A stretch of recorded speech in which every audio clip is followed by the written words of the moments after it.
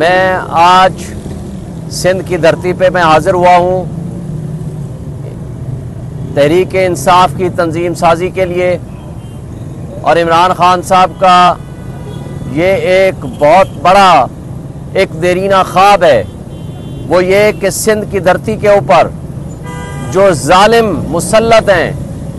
کیونکہ کچھ ایریا ایسا ہے جہاں کچے کے ڈاکو قابض ہیں، باقی ایریا پہ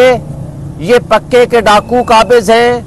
جنہوں نے فارم 47 کی پیداوار ہیں، فارم 45 کے مطابق ہمارے جیتے ہوئے MNA حلیم عادل شیخ صاحب، علی پل صاحب اور باقی ہمارے دوست آج جہاں موجود ہیں، یہ حقیقی MNA اور MPAs ہیں۔ ان کو ہٹا کے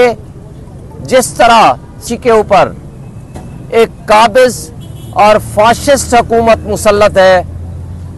ہم سمجھتے ہیں کہ انشاءاللہ تعالی کہ عنقریب ان کے آخری ادوار شروع ہو چکے ہیں۔ یہ ظلم کو زیادہ دیر کے لیے برقرار نہیں رکھ پائیں گے۔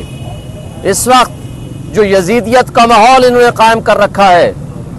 آپ نے دیکھا ہر ایک کے لیے جلسوں کی اجازت ہے، ہر ایک کو ریلیاں نکالنے کی اجازت ہے، مگر پچھلے 1 مہینے سے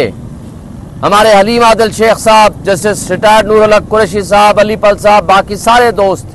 مستقل یہاں جلسہ کی اجازت لینے کے لیے کوشاں ہیں، مگر یہ اتنے خوف زدہ ہیں، یہ اتنے ڈرپوک ہیں اس شخص سے جو کہ آج جیل میں بیٹھا ہے، وہ قیدی نمبر 804، کیونکہ عمران خان ایک نظریے کا نام ہے اور یہ نظریے سے ڈرتے ہیں، یہ عوام اور قوم کو ان کے حقوق نہیں دینا چاہتے۔